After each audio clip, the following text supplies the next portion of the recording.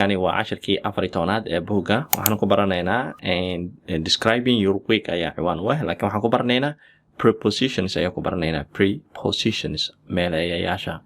inaad wax meelayso marka prepositions and the days of the week prepositions waa meelayaasha marka waxaan dhahnay I go to work on Mondays maalmaha isniinta shaqo ayaan aadaa s markaad ku darayso waxa weeyaan waxa aad markaad isniin walba samaysid markaad sheegay isniin walba samaysid s ayaa ku daraysaa isniinaha shaqo ayaan aadaa marka waxa u jeedaa on ayaan isticmaaloonaa on waxa weeyaan waa preposition weeyaan meelay marka waxa aad maalintaasi qabato ayuu sheegayaa maalmaha isniinta shaqo ayaan aadaa on haddii kaligeed waa la fasiraa la rabo waxay noqonaysaa dusheeda ayay noqonaysaa laakiin kaligeed micno gooniya ma yeelanayso mana u baahnid inaad u yeeshid oo kaliya waxaa u baahan tahay inaad dhahdid I got to work on Mondays maalmaha isniinaha shaqo ayaan aadaa haddii aad sheegaysid laga soo bilaabo maalin hebel ilaa lagu keeno maalin hebelna waxaad isticmaalaysaa from iyo to salahan marka I work from Monday to Friday isbuucii waxaan ka shaqeeyaa laga soo bilaabo isniinta lagu geeyo jimcada marka from waa laga soo bilaabo waa meesha ka bilaabato weeyaan to na meeshuu sheega ku dhamaado weeyaan waa fahanteen rajaynaya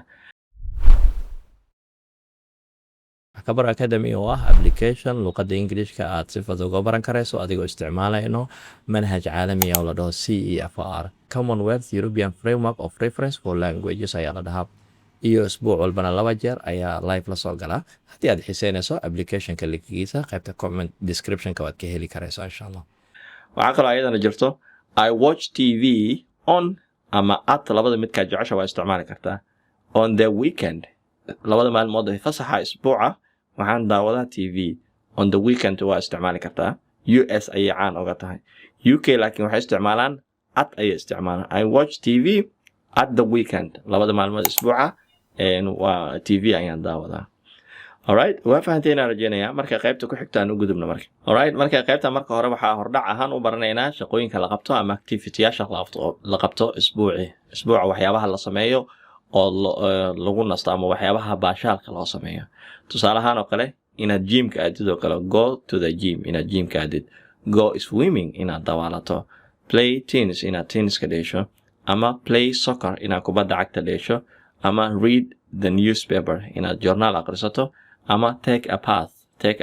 waxa weeyaan inaad musqusha aad waqti badan geliso ku raaxaysato aad mataqaana biyo iska dhex gasho ayaa path la dhahaa bathtubka ayaa la galaa alright marka waxaan baranaynaa marka meeshani waxaa inoogu jiro frequency phrases waxyaabaha phraseska aan u adeegsano ama aan u isticmaali karno inaan ku sheegno waxa inta jeer aan sameyno tusaale ahaan oo kale wixii hal isbuuc aan sameyno oo kale waxaan leenahay once a week wixii mar aan sameyno hal mar aan isbuucii ka sameyno oo kale waxaan leenahay once a week isbuucii hal mar wixii aan 2 jeer sameyno oo kale isbuucii waxaan leenahay twice a week isbuucii 2 jeer marka saddex shay aan sameynayno kale waxaan leenahay 3 times a week haddii 4 jeer aan sameynayno kale 4 times a week iyo wixii la midka marka once twice waa hal mar ama 2 mar kadibna number ayaa raacinaysaa 3 times 4 times 5 times iyo wixii aad jeceshahay haddii aad maalin walba samaysana waxaa leedahay every day ayaa leedahay maalin walba ayaan sameeyaa sharciga marka waa kana I go to gym twice a week isbuucii 2 jeer ayaa gymka aadaa alright tusaalayaashaan isla fiirina marka he goes to work 3 times a week isbuucii 3 jeer ayuu shaqo aadaa he goes waxaan soo baranay verbka markii uu ku dhamaanayo in es lagu darayo samahan markuu o ku dhamaanayo x ku dhamaanayo ama ch ku dhamaanayo ama uu ku dhamaanayo maxaa la dhahayay sh oo ku dhamaanayo es ayaa lagu daraya marka hadda tan waa t weeyaan waxa xasuusnaanaysaa he goes to work 3 times a week isbuucii 3 jeer ayuu shaqada aadaa she goes swimming 4 times a week dawaal ayay aadaa isbuucii 4 jeer alright we eat dinner at 7:30 p.m. qada ayaa cunaa 7:30 p.m. every day maalin walbo dinner casho ayaan cunaa ula jeedaa casho ayaa cunaa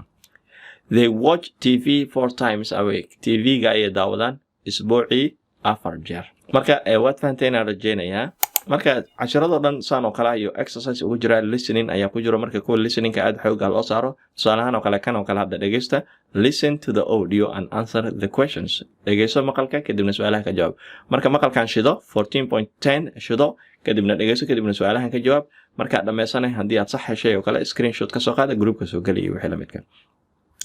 marka cashirka halkan ayaan kusoo gabagabeynayaa insha allahu u diyaar garooba casharada xigo wasalaamu calaykum waraxmatullaahi wabarakaatuh